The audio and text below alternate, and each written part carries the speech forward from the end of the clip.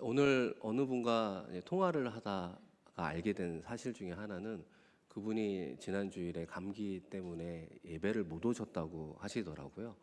그러면서 그분이 저의 목소리를 들어보더니만 목사님도 좀 코맹맹이 소리가 나는 거 보니까 감기 걸리신 거 아니냐고. 그래서 제가 많이 회복되고 있습니다, 이렇게 이야기를 하니까 그분이 이렇게 말씀을 하시는 거예요. 목사님, 이제부터 목사님은 목사님의 몸이 아닙니다. 남대문 교회의 몸입니다. 몸 관리를 잘 하십시오. 이렇게 이야기하시는 이 어떤 말씀 한마디에 온 지 몇 주 되지도 않고 참 부족하고 연약한 목회자를 남대문의 가족으로 여겨주시는 그 말씀 한마디에 좀 감동과 울림이 있었습니다. 여러분, 감기 조심하기를 바랍니다. 환절기에 건강하게 또 사순절을 잘 보냈으면 좋겠습니다. 오늘 우리가 함께 나누는 이제 말씀의 핵심은 예배라고 말할 수 있습니다. 이 기독교의 본질이 무엇이냐라는 질문 가운데 다양한 답을 할 수 있지만 그 중에 하나가 예배라고 하는 것이죠. 믿음의 조상 아브라함을 갈대아 우르에서 부른 이유가 무엇일까요? 믿음의 조상으로 세우기 위함이기도 하지만 예배자로 부르시기 위함이라고 하는 것입니다. 여러분, 출애굽한 이스라엘 백성들 이유를 뭐라고 이야기합니까? 광야에서 하나님께 예배하기 위함이다라고 하는 거예요. 우리가 선교사님을 위해서 기도하잖아요. 선교사님이 선교지에서 뭐 합니까? 복음을 증거하잖아요. 복음 증거의 최종 목적은 어디에 있는가? 이 선교지에서 단 한 사람이라도 하나님께 예배하는 자가 나오기를 간절히 사모하며 복음 증거하는 거예요. 그러니까 우리의 삶의 유일한 목적이 무엇인가? 하나님을 찬양하는 것이고 하나님을 예배하는 것인 줄로 믿습니다. 우리가 이 땅 가운데 사는 건 성공하기 위해서 사는 것이 아니라는 거예요. 이 땅 가운데 살아가는 것은 다른 이들에게 자랑하기 위해서 사는 인생이 아니라 우리의 창조주요 구원자 되시는 주님께 예배하기 위함입니다. 예배하는 인생 살아가게 하여 주옵소서. 그럴 때 하나님께서 은혜를 주시고 이 땅에서 승리할 수 있는 선한 능력도 허락해 주신다는 것입니다. 그런 의미에서 우리는 어떻게 하나님을 예배할 때 하나님께 기쁨이 되고 영광이 될까? 오늘 함께 읽었던 말씀 가운데 23, 24절인데요. 같이 한번 읽겠습니다. 아버지께 참되게 예배하는 자들은 영과 진리로 예배할 때가 오나니 곧 이때라. 아버지께서는 자기에게 이렇게 예배하는 자들을 찾으시느니라. 하나님은 영이시니 예배하는 자가 영과 진리로 예배할지니라. 아멘. 영과 진리로 예배한다. 이 개역 한글판에서는 신령과 진정으로 예배한다, 이렇게 표현을 하기도 했거든요. 이 영과 진리로 예배한다라고 하는 것이 무엇일까? 우리가 한번 생각해 본다면 진리로 예배한다라고 하는 것이 무엇이겠습니까? 기독교의 진리는 예수 그리스도죠. 주님이 우리의 구원자입니다. 이것이 진리 아니겠습니까? 그래서 요한복음 14장 6절에도 보면 예수께서 이르시되 내가 곧 길이요 진리요 생명이니 나로 말미암지 않고는 아버지께로 올 자가 없느니라. 예수님이 우리에게 진리가 되어 주셔서 우리는 예수님을 통해서만 하나님께 나아가고 하나님께 예배할 수 있구나 알 수 있습니다. 진리로 예배한다는 건 예수 중심의 예배를 드리는 것이다, 요약할 수 있습니다. 그렇다면 영으로 예배한다라고 하는 것은 어떤 의미가 있을까요? 기본적으로 인간은 어떻게 구성이 되어 있는가? 이 몸과 혼과 영으로 구성이 되어 있습니다. 그래서 몸은 우리의 육신을 이야기하는 것이고 혼은 우리의 정신 세계를 이야기하는 것이고 영이라고 하는 것은 무엇일까요? 하나님과 교제할 수 있는 인간의 본질이라고 하는 겁니다. 하나님이 우리를 그렇게 창조하셨어요. 영으로 존재하시는 하나님과 교제할 수 있는 본질을 우리 가운데 심어 주셨다는 것입니다. 그 영으로 하나님께 예배하는 것이다 말하는 것이죠. 그러니까 우리가 하나님께 예배하며 나아갈 때마다 예수 그리스도의 보혈을 의지하는 것입니다. 예수 그리스도의 보혈의 은혜 아니고서는 아버지 하나님께로 나아갈 수 없지, 그 진리 되신 주님을 찾는 것이죠. 동시에 우리의 영과 하나님의 영이 연합할 때 영과 진리로 예배한다 말할 수 있는 것입니다. 이 사랑하는 성도 여러분, 진리로 예배한다는 건 어느 정도 이해가 되는데 영으로 예배한다라고 하는 게 좀 어렵잖아요. 그런 의미에서 오늘 함께 읽었던 사마리아 여인과 예수님과의 만남은 영으로 예배한다는 것이 이런 것이구나. 예수님과의 대화 속으로 들어가 보면 우리가 이 과정을 거치면서 영으로 하나님께 예배할 수 있구나 알 수 있다는 것입니다. 오늘 본문의 배경은 예수님께서 첫 번째 유월절을 예루살렘에서 마무리하시고 북쪽인 유대 땅으로 올라가야 되는데 사마리아 성을 관통하는, 지나가야 하겠다라고 하면서 사마리아 성의 수가라고 하는 동네에 이르게 되면서 그 우물가에서 여인을 만나게 됩니다. 그래서 이 여인을 수가성의 여인 혹은 우물가의 여인 이렇게 이제 별명을 붙이는 이유가 여기에 있는 것이죠. 그러면서 예수님과 함께 마시는 물에 대한 주제로 서로 이야기를 하게 된다는 것입니다. 이제 그러면서 어떻게 이야기하는가? 여러분, 이어지는 13절과 14절인데요. 우리 한번 같이 읽어보겠습니다. 예수께서 대답하여 이르시되 이 물을 마시는 자마다 다시 목마르려니와 내가 주는 물을 마시는 자는 영원히 목마르지 아니하리니 내가 주는 물은 그 속에서 영생하도록 솟아나는 샘물이 되리라. 아멘. 그러자 이 사마리아 여인은 예수님에게 나도 물을 마시고 목마르지 않는 그 영생의 샘물을 허락해 주옵소서, 이렇게 대화를 이어가게 되었습니다. 그러면 논리적으로 전개를 해보면 예수님이 어떻게 이야기를 해야 됩니까? 영생이 샘솟는 샘물은 이렇게 마시면 돼, 이렇게 이야기를 하면 될 것 같은데 조금은 생뚱맞게 뭐라고 이야기합니까? 이어지는 16절에 보시면 이르시되 가서 내 남편을 불러오라. 아니, 물에 대한 이야기, 그래서 갈증을 느끼지 않는 영생의 샘물, 그런데 갑자기 예수님께서는 내 남편을 불러오라 이렇게 이야기를 하는 겁니다. 그런데 이 여인은 남편이 있어요, 없어요? 있음에도 불구하고 남편이 없습니다, 이렇게 어떻게 보면 거짓말을 하게 됩니다. 그러자 예수님께서는 이 여인이 지금 6번째 남편과 살고 있는 걸 알고 있으면서도 이 여인의 답이 참되도다 이렇게 이야기를 한다는 것입니다.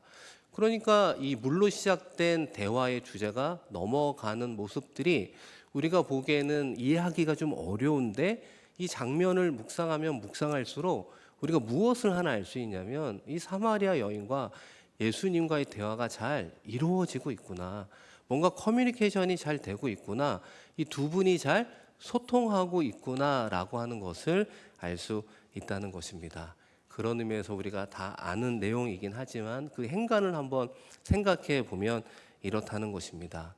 여러분이 생각하기에 이 사마리아 여인에게 있어 남편은 어떤 존재였을까요?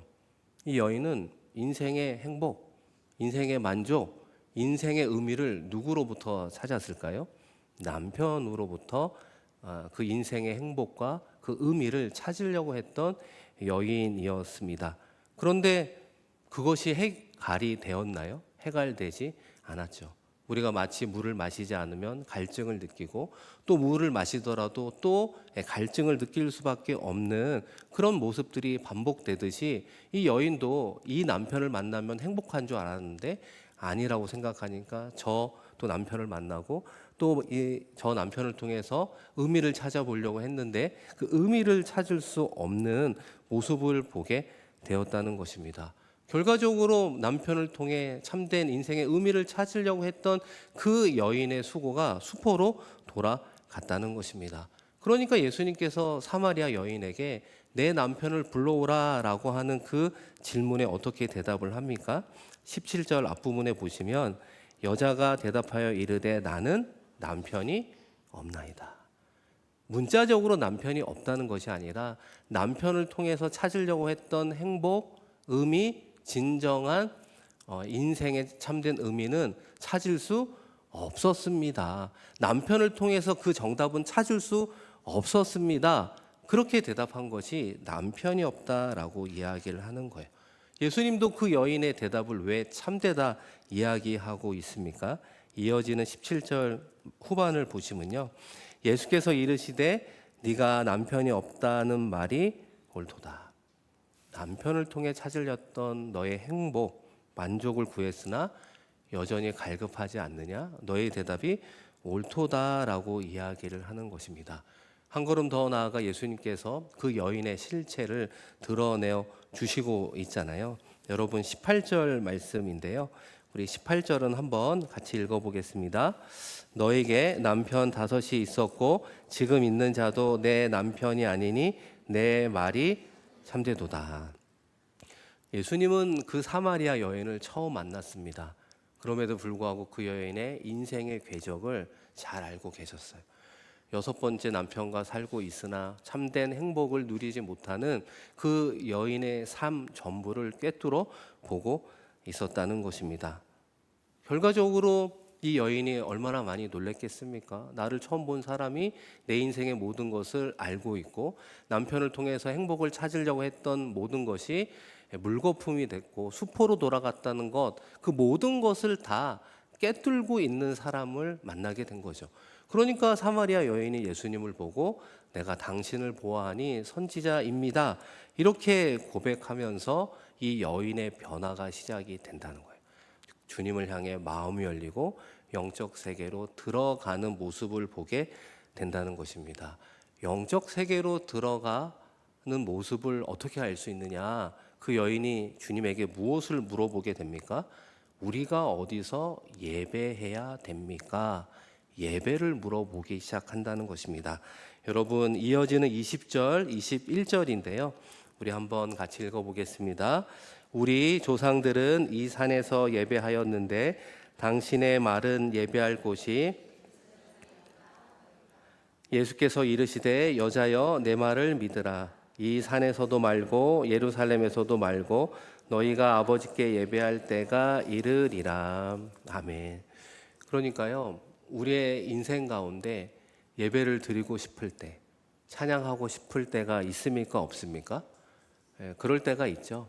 예배하고 싶어서 이 자리에 오신 거죠.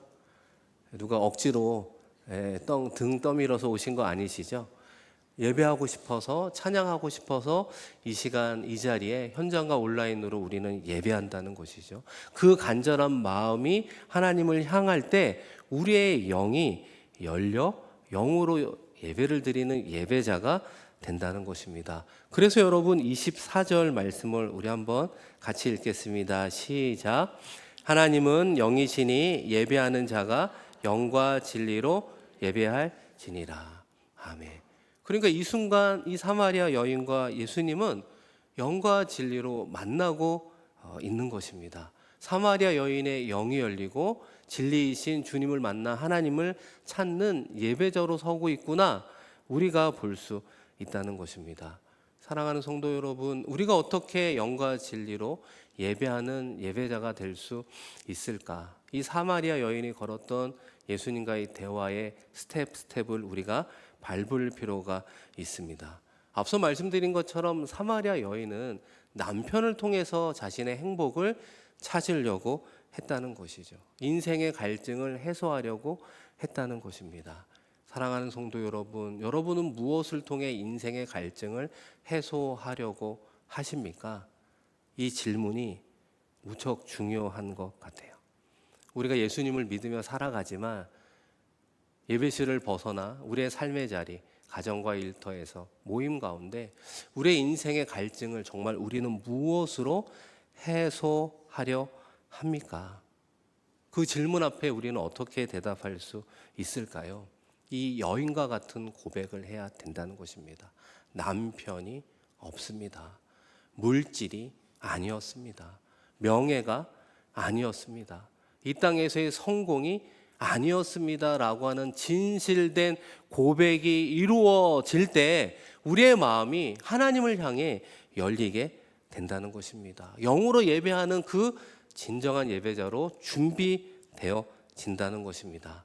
우리가 이것을 어떻게 좀 알 수 있을까요?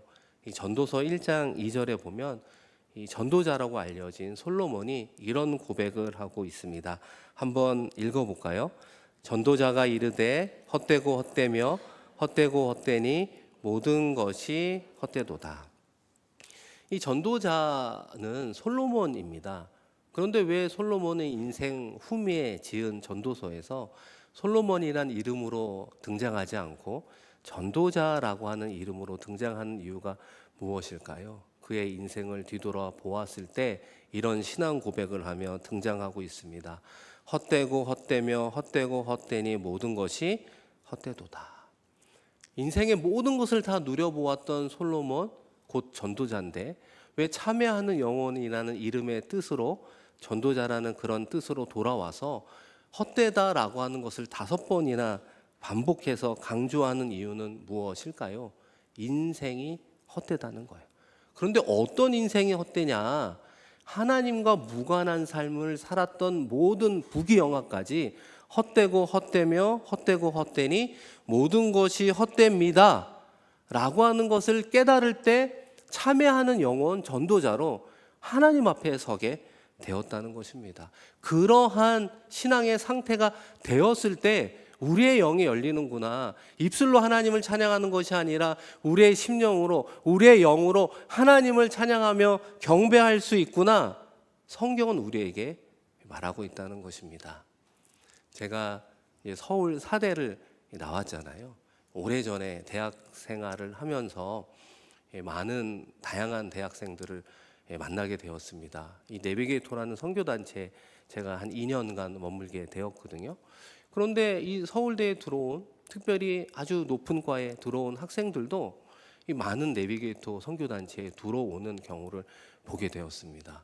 그래서 그 형제들에게 물어보았던 질문 중에 하나는, 아니 도대체 지금까지 예수를 안 믿다가 살다가 어떻게 우리 신앙생활하는 모임 가운데 오게 되었습니까?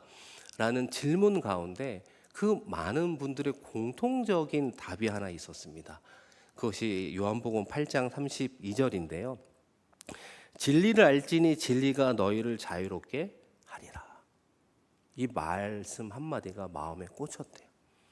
본인들은 서울대 들어가면 인생이 성공하는 줄 알았어요. 서울대 들어가면 많은 축하를 받았고 많은 사람들이 앞으로 잘 될 거야 라고 이야기하는 큰 축하와 축복 속에 들어왔는데 또 다른 경쟁 가운데 들어와 있는 모습을 보게 되는 것이죠. 또 다른 학생들과 경쟁하며 살아가는 그들의 인생을 생각해 보면, 어렵게 졸업하면 나는 또 어떤 인생을 살지? 좋은 데 취직을 하게 되면 그 다음은 뭐가 있지? 가정을 이루면 또 자녀를 낳고 또 자녀도 열심히 공부시켜서 이와 같은 길을 걸어가는 나의 인생의 끝은 뭐가 있을까? 생각들을 많이 하는 시간들을 보냈다고 하더라고요. 이렇게 살아가는 인생의 끝이 죽음이고 그러면 인생이 무상한 것 아닌가? 이런 어떤 회의론에 빠져 있는 사람들에게 말씀 한마디가 들어오게 되었는데, 진리를 알지니 진리가 너희를 자유케 하리라. 진리가 우리를 자유케 하는 줄로 믿습니다. 그 진리가 그들의 마음속에 들어오자 내가 그 예수님을 만나고 싶습니다. 신앙 고백하고 영으로 예배하는 예배자로 서게 되었다는 것입니다. 사랑하는 성도 여러분, 사마리아 여인의 모습, 솔로몬이 전도자로 돌아오는 모습, 대학생들이 진리이신 예수님을 받아들이는 모습의 공통점은 무엇일까요? 하나님 없는 삶은 헛되구나. 하나님 없는 이 땅의 성공도 헛되구나. 하나님 없는 이 땅의 명예도 헛되구나 라고 하는 것을 깨달을 때 마음이 열리고 영이 하나님께로 나아가게 된다는 것입니다. 오늘 이 시간 우리 주님께서 저와 여러분 한 사람 한 사람을 만나 주시기 위해 이 자리에 오신 줄로 믿습니다. 우리가 예배를 통해 하나님을 만나는 것이죠. 생각해 보면 예수님께서 굳이 사마리아 성을 통과할 이유가 없음에도 불구하고 잘 생각해 보니 예수님은 누구를 만나기 위해 사마리아 성 여인, 인생이 무가치하다는 것을 깨닫고 영적으로 갈급한 심령을 우리 주님께서 만나 주시러 가셨습니다. 오늘 이 시간 누가 주님을 만날까요? 우리의 심령이 갈급한 사람, 주님 아니고서는 살아갈 수 없음을 진심으로 진정으로 고백하는 이들을 만나 주시고 이들이 올려주시는 영과 진리의 예배를 받아 주실 줄로 믿습니다. 우리가 바로 그런 삶을 살아가야 되는 것입니다. 이 사랑하는 성도 여러분, 우리의 인생을 뒤돌아보면 하나님의 은혜와 하나님의 축복 가운데 우리는 왔다 갔다 하는 신앙생활을 하는 것 같습니다. 여러분은 하나님의 은혜가 좋으세요? 하나님의 축복이 좋으세요? 둘 다 좋으세요? 욕심쟁이시군요. 여러분, 하나님의 은혜와 하나님의 축복 중에 하나를 선택해야 된다면 무엇을 선택하시겠습니까? 네? 질문이 어려운가요? 은혜와 축복 중에 하나를 선택해야 된다면 우리는 무엇을 선택해야 될까요? 은혜를 선택해야 되는 것입니다. 그런데 우리는 본능적으로 자꾸만 축복 속으로 우리의 본능이 이끌려 가는 것 같아요. 축복을 받으면 기뻐하지만 이내 예배의 자리를 떠나버립니다. 기도의 자리에서 멀어지죠. 찬양하지 않고 세상으로 더 가까이 나아가게 됩니다. 그리고 어려우면 다시 예배의 자리, 찬양의 자리, 기도의 자리에서 무엇을 구합니까? 은혜를 구하는 것입니다. 그리고 또 이제 축복을 받으면 또 세상으로 가는 그런 어떤 신앙의 사이클이 우리 가운데 이루어지고 있다는 것입니다. 오늘 말씀의 마지막으로 드리고 싶은 말은 무엇인가? 우리는 하나님의 은혜를 충만히 구하는 자가 되어야 하는 것입니다. 어느 정도 하나님의 은혜를 충만히 구해야 되는가? 어려움이 있으나 없으나 예배의 자리를 지킬 수 있도록, 내가 기도의 제목이 있거나 없거나 기도의 자리를 나올 수 있도록, 내가 정말 바쁘고 힘들고 어려울지라도 하나님의 말씀의 자리에 나올 수 있을 정도로 하나님을 향하여 발걸음을 내딛는 사람, 그래서 은혜로 충만한 사람이 되면 그 다음에 하나님이 축복은 저절로 허락해 주실 줄로 믿습니다. 그런데 여러분, 그 하나님의 은혜를 어디로부터 공급받느냐? 예배로부터 공급을 받는다는 거예요. 예배에서 은혜를 받지 못하면 우리는 이 땅에서 승리할 수 없습니다. 승리하지 못하는데 어떻게 그 다음 예배의 자리에 나올 수 있겠습니까? 바라기는 우리가 드리는 공예배 모든 시간마다 성령 하나님 임재하여 주시고 성령 충만하여 하나님의 은혜로 충만한 예배되게 하여 주옵소서. 영과 진리로 예배하며 하나님께 영광 올려드리는 저와 여러분 되기를 주님의 이름으로 간절히 축원드립니다.